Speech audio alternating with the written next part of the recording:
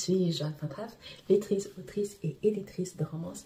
Et cet été, je t'invite à écrire ta romance. Je vais me servir de mon cahier d'exercice, du pitch à la romance. Comme ligne directrice, je vais en retirer des étapes principales pour se lancer dans la préparation et ou l'écriture d'une romance. C'est disponible sur Amazon. Donc c'est une centaine d'exercices. Exercices d'écriture, des questions, des interviews pour les personnages, des mises en situation, des listes, des brainstorming. Et je vais donc donner des trucs, des conseils, des trucs et astuces pour passer tout de suite à l'action. C'est léger, sans souci, ce n'est pas une formation. Mais je m'inspire de ma propre méthode, de mon propre fonctionnement, qui est du pitch à la romance, où je pars du pitch et je prends toutes les informations que m'offre mon pitch de travail, et de là je peux développer tous les éléments dont j'ai besoin. Donc on a un pitch de travail, et dans ce pitch on a un pairing. On découvre le pairing, on découvre les tropes, on découvre les conflits, on découvre les blocages, on découvre les désirs inconscients des personnages. Et quand on a les blocages et les désirs inconscients des personnages, on a la silhouette émotionnelle des personnages. Mais on n'a pas uniquement la silhouette émotionnelle des personnages, il faut trouver le physique. Ça, donc ce n'est pas forcément dans le pitch, mais c'est quelque chose qu'on ajoute. Et quand on parle de physique, on parle de diversité. Il y a plusieurs façons de parler de diversité. Là, je rattache ça au physique, mais la diversité peut être invisible, que ce soit sa sexualité, que ce soit un genre, que ce soit un handicap, que ce soit un trouble, que ce soit quelque chose qui vient de l'intérieur. Mais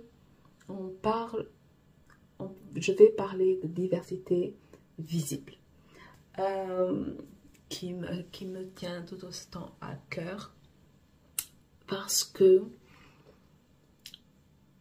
on n'en a pas assez. Il n'y a pas assez de diversité, en tout cas dans les romances proposées en France, parce que le milieu éditorial est un milieu très blanc. Les maisons d'édition sont des maisons très blanches. Les éditeurs, les marketeurs sont très blancs. La majorité des romancières publiées et mises en avant sont blanches. On va dire, évidemment, on est en Occident, on est en France, donc c'est normal. Mais c'est trop.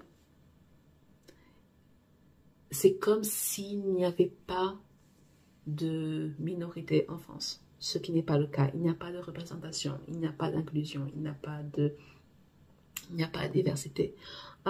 J'ai fait un live avec Elodie Aude-Arnolin, qui est autrement connue par la Book TS, et on a parlé de diversité, d'inclusion, de représentation en fiction, mais pas seulement dans le milieu du livre, mais dans le milieu audiovisuel, etc. Et à quel point c'est important d'avoir au moins une personne qui est issue d'une minorité quelconque, pour que on s'évite des histoires problématiques avec des relents racistes, mais on ne voit pas parce qu'en même temps, vous n'êtes pas concerné, n'est-ce pas?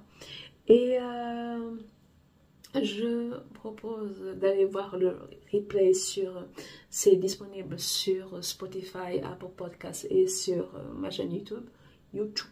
Je déteste ce mot. Sur ma chaîne YouTube. C'est une soirée avec c'est la diversité vue de l'Afrique et des Antilles, ou des Antilles et de l'Afrique, avec Elodie Aude-Arnolin. C'est dans la playlist live. Et du coup, il est très important, si vous avez des personnages qui sont différents, qui sont visiblement différents peu importe comment, mais s'ils sont visiblement différents, de le montrer. de le dire, de le mettre en avant. En fait, on m'avait demandé une fois, on m'a contacté en privé, on a dit, écoute, j'ai une héroïne, j'ai un personnage noir, mais j'ai peur de dire que cette fille est noire, etc. Parce que j'ai peur de mettre, voilà, c'est une banderole, elle est noire, coucou, elle est là. Et j'ai fait, mais faut le dire. Parce que si on ne dit pas que le personnage est noir, on ne va pas le savoir. Parce que le personnage par défaut est blanc. Parce que tous les livres qu'on a lus de notre enfance pendant toute notre scolarité, ben, tous les personnages étaient blancs. Tous les écrivains qu'on a lus étaient blancs. Bon, Dumas est un homme à part, mais le nombre de personnes qui savent qu'il n'était pas blanc, elle est minime. Et genre, mais tous les livres qu'on a lus, les Stendhal et les Flaubert et les Zola et les Balzac, etc., tout le monde était blanc. Donc, on a grandi dans un système où les personnages, par défaut, sont blancs. Donc, pour montrer qu'il y a de la diversité, il faut dire que les personnages ne le sont pas. Et ce n'est pas une histoire de mettre une banderole, ce n'est pas une histoire d'être militante, ce n'est pas une histoire d'être... Peu importe le nom qu'on va donner, c'est juste que ce personnage à la peau noire, à la peau brune, peu importe, ben dites-le. Si vous êtes en train de dire que votre personnage a les cheveux blancs, pourquoi vous ne pouvez pas dire que le personnage a la peau noire? Ouais. Non, si c'est quelque chose qui vous bloque, il faudrait vous poser la question de pourquoi ça vous bloque. Parce que avoir des blocages, avoir nos propres biais, ça ne veut pas dire qu'on est raciste. Ça veut juste dire qu'on a grandi dans un milieu raciste. C'est la même chose pour la misogynie. Les femmes aussi sont misogynes parce qu'on a grandi dans un milieu misogyne. Ça ne veut pas dire que nous, on l'est, mais on a encore des réflexes qui le sont. Et c'est un truc qu'il faut déconstruire, les gens. C'est un truc qu'il faut se rendre compte, il faut être conscient du problème pour après corriger le problème. Votre personnage est noir, dites qu'il est noir. Montrez qu'il est noir. Et s'il vous plaît, pour l'amour de Zeus, si vous avez un protagoniste noir et que vous avez des modèles sur la couverture, pour l'amour de Zeus, n'allez pas mettre des blancs sur la couverture. Parce que sinon, votre travail ne sert à rien. C'est juste du... Vous avez juste colorié votre personnage parce que c'était bien, mais vous n'allez pas au fond du truc. Et c'est raciste aussi. Hein? Quand les maisons d'édition, les grands groupes disent « Ah, mais on n'a pas de personnages qui ne sont pas blancs, du genre pour les photos, donc on a mis quelques-uns de blanc. » Non, ça c'est faux. Vous ne l'avez pas cherché, parce que les photos, elles sont rares, mais elles existent. Vous n'avez pas cherché. Mais c'est parce que vous vous êtes dit que le noir n'est pas bancable. Le noir ne vend pas. Et c'est la même chose que dire que les noirs ne méritent pas l'amour, que les noirs ne sont pas désirables, que les noirs... Voilà. Des genres, ne pas avoir une personne non blanche sur une couverture, c'est dire que il n'y a que les blancs qui peuvent attirer, qui peuvent donner envie de lire un livre. Et tout le reste, c'est... On s'en fout. On va invisibiliser tout le monde parce que c'est pas sexy. C'est pas accrocheur. Écoutez les gens. Les minorités se sont identifiées aux personnages blancs toutes nos existences. On s'en est sorti. Le fait qu'on ne puisse pas s'identifier à des personnages noirs ou marrons, alors qu'on peut s'identifier à des loups-garous, à des vampires, à des aliens bleus avec deux zizi. Ça en dit long, hein. Et c'est pas très beau de ce que ça en dit. Donc, quand vous êtes en train de... Quand vous avez des personnages issus de la diversité, montrez-le. Montrez-le. Dites la couleur de leur peau. Ce n'est pas une insulte. Si vous dites que quelqu'un a les cheveux blonds, vous pouvez dire que quelqu'un a les cheveux noirs. Dites-le. Et si vous avez peur de le dire, il faut vous poser la question du pourquoi vous avez peur? Quels sont les billets que vous allez devoir déconstruire? Qu'est-ce qui vous bloque? Parce que ce sont des gens normaux. Il y a beaucoup de personnes qui disent « Ah oui, mais j'ai peur d'écrire un personnage qui soit noir, marron, peu importe, parce que j'ai peur de ne pas bien transcrire les gens. » Bien transcrire quoi? Vous avez un personnage, il rêve d'amour et d'eau fraîche, il veut un travail, il veut une maison, il veut faire le tour du monde, etc. Il se trouve juste qu'il a la peau noire. Il se trouve juste qu'il a les cheveux qui répus. Il se trouve juste que, voilà. Il n'y a pas à « j'ai peur de mal faire ». Mal faire quoi? Vous êtes des femmes, vous écrivez des hommes. Vous êtes française, vous écrivez des Américains. Est-ce que vous avez peur? Ou c'est parce que les hommes et les Américains que vous avez écrits sont blancs? C'est une question que je pose.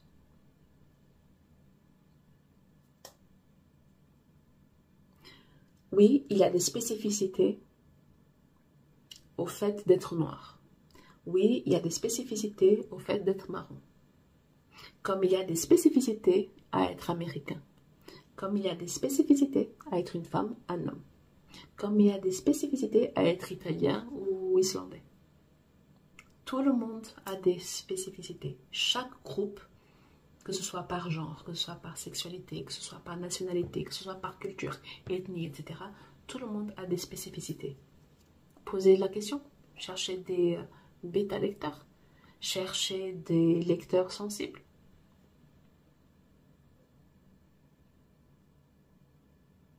Il n'y a pas de raison que ce soit plus difficile d'écrire un personnage noir que d'écrire un personnage américain. Il n'y a pas de raison. Je sais qu'il y a énormément de polémiques et ça fait peur à tout le monde, mais tournez-vous vers les personnes concernées. Les gens, si vous avez un personnage qui est noir, qui est marron, je sais pas quoi, tournez-vous vers quelqu'un qui appartienne au groupe de personnes que vous voulez représenter et posez-leur des questions. Est-ce que je peux faire ça? Oui. Normalement, vous pouvez tout faire. Vous êtes écrivain, vous pouvez tout faire. C'est votre job. Vous pouvez tout faire. C'est le comment qui peut être un peu délicat.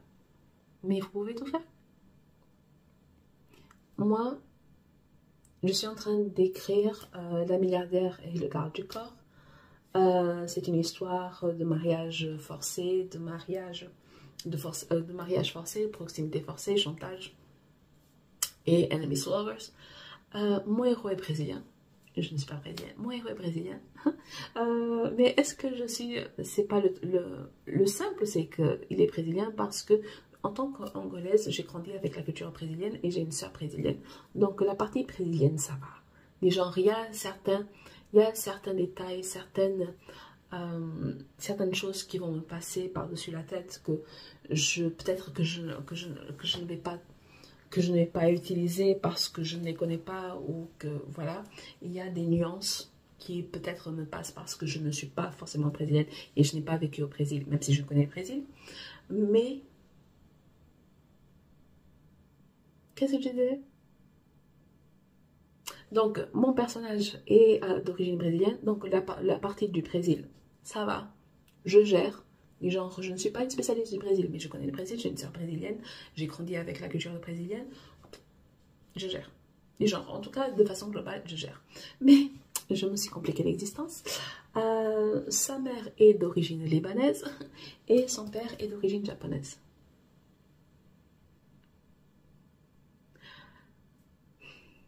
Why? Je sais pas. Ça m'est tombé dessus comme ça. Ou j'aime me compliquer l'existence. Donc, il faut que je choisisse quelle est la part de Liban, quelle est la part de Japon que je vais utiliser. Le truc, c'est que mon héros est le cousin d'un héros qui existe déjà, qui est le héros de Renaissance. Lui, son père est donc d'origine japonaise et sa mère est américaine d'origine néerlandaise. Donc, mais mon héros a surtout l'influence du Brésil. Donc, je vais m'utiliser surtout l'influence du Brésil sur le cadre d'être brésilien. Voilà. Mon héroïne est noire.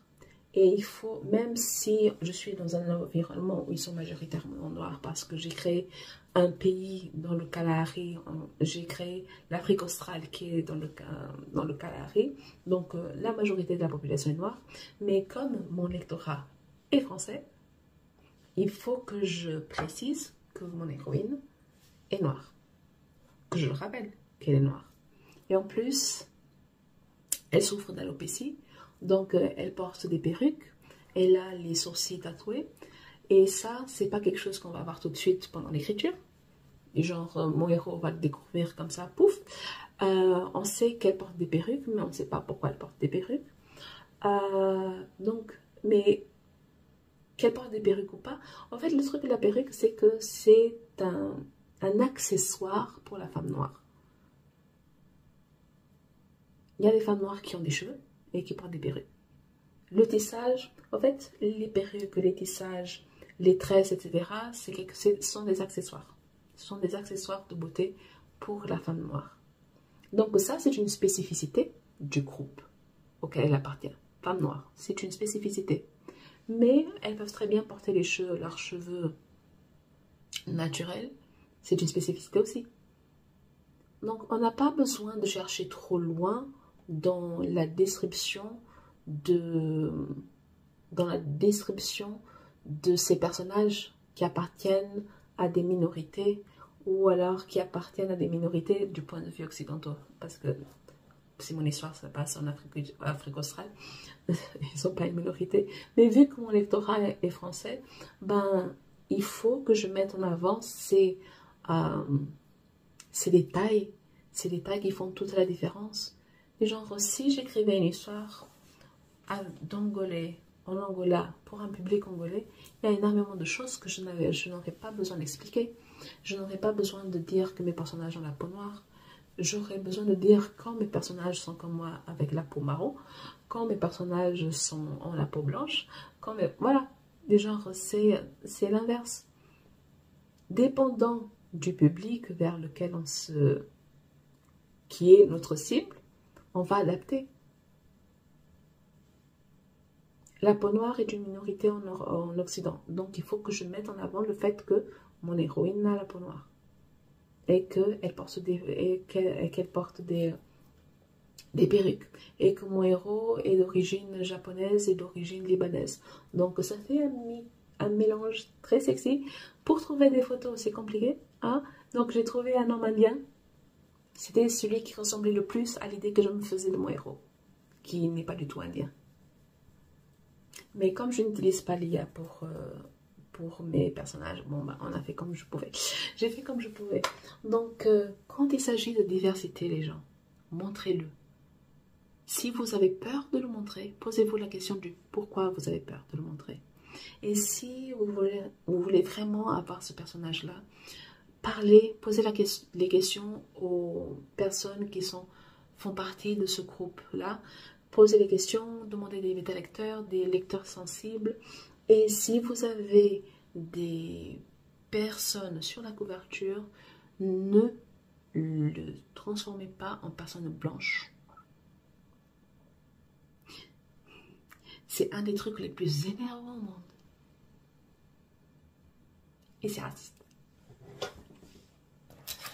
Je parle énormément de diversité sur mon podcast. Donc, pour y aller plus profondément, pour rappel, regardez le replay de ma discussion avec Elodie Aude Arnolin, la bouclièse, à propos de diversité, de représentation, inclusion, vue de mon point de vue angolaise, africaine et son point de vue entier.